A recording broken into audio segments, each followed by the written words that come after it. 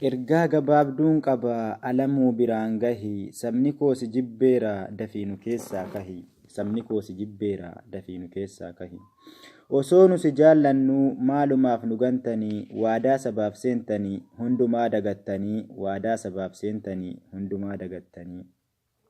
Silaa aangoon kan keenya qeerrootu ol sin baase, gabroonfataa hunda ishee barcuma irraa yaasee, dhiiga isaa hin qusanne irratti dhangalaase, dhiiga isaa hin qusanne irratti dhangalaase. Adaraa as deebi'a Oromoodhaaf dhaabbadha, jaarsa biyyaa yaasaatii dhiifama nu gaafadha, jaarsa biyyaa yaasaatii dhiifama nu gaafadha. Baay'ee isin faarsine goota isiniin jennee, kan shira sitti yaadu hunduma ishii gombisne, arra garuu dhumarra maqaa keetiin fokkisne, arra garuu dhumarra maqaa keetiin fokkifne. Osoo nu keenya jennu maaliif taatan kan diinaa, xiqqumaan qaanfattanuu hin dubbattuu akka dhiiraa, qeerroon sitti bobbaasa goota onnee sibiilaa, qeerroon sitti bobbaasa goota onnee sibiilaa. Isinoo silaa keenya maaliif taatan kan diinaa, qeerroon biyya isaaf jedhee dhiigni isaa finiina, qeerroon biyya isaaf jedhee dhiigni isaa finiina. Maal namni hin qaanfanne lammii isaa gurguree, diina keenya guddisuuf nurratti bobba'aare, diina keenya guddisuuf nurratti bobba'aare. Nuti Oromoon tokko diinni maaliif maraata, garuu ormi waan jenne keenyumatu nu nyaata.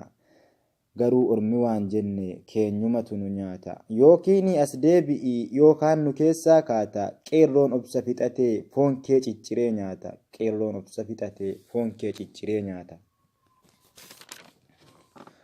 Ammayyuu yoom ammallee diinni sichuu maraata, Oromoon kan facaase isumatu murata, qeerroonis ol ka'eera jajjabeen koo kutataan, qeerroonis ol ka'eera jajjabeen koo kutataan. Amma wanni nu tuqe gonkumaa najaan baatu, akka kaleessaa sana mataatti ol nun baatu. Jajjabee qeerroot jira kan foon ishee ciree nyaatu, osoo lubbuudhaan jirtu maaliif nu keessaan kaatu, osoo lubbuudhaan jirtu maaliif nu keessaan kaatu. Saba kiyya gurguruuf halkaniif guyyaa aadu, qeerroon koo ol ka'eera fayyaa qabee hawaadu. Nafxanyooniniif gantuun daftee nu keessaa yaatu, nafxanyooniniif gantuun daftee nu keessaa yaatu. Harka hatee baree dumujuutu socho'a, gubbaadhaan karaa dhabee jalaan nu keessa loo'a. Finyoo ittiin si huunu sumatu ofii fooha, sabni koo hin gabroomu borsitu taahee booha, sabni koo hin gabroomu borsitu taahee booha. Duris inuma beenna lafti keenya lafee keenya, saamamni akkamiin teenya, saamamni akkamiin teenya. Maaliif hin qaanfattanuu isin warra abbaa garaa, Oromoon hin gabroomu sumatu boolla gala, Oromoon hin gabroomu sumatu boolla gala.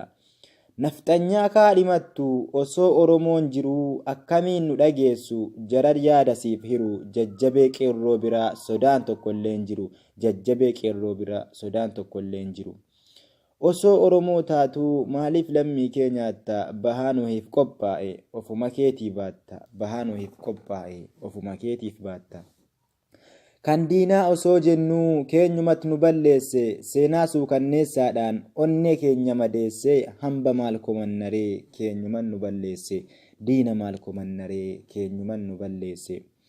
Saba keet osoo roobuu hormarra xilaa qabda, lammii kee gadi qabdee diina nurratti ol qabda. Maaliif garaa jaallatta atakka haadha fardaa, atoonuuf hin qabsoomne haqa maal nurraa qabda, atoonuuf hin qabsoomne haqa maal nurraa qabda. Sababa obsa qabnuuf hunduu nutti dhaadata, akka waan daamaa taanee fe'atee nu yaabbata. Amma obsa fixanne asirratti dhaabbata, amma obsa fixanne asirratti dhaabbata.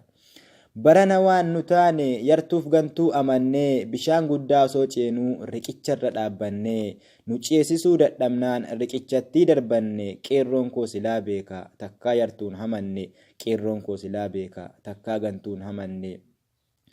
Obsinee si caqasnaan sodaa sitti fakkaatee, haqa keenya balleessuuf soddaa keetiin wal taatee, osoo nu keenya jennuu maaliif kan diinaa taate, osoo nu keenya jennuu maaliif kan diinaa taate.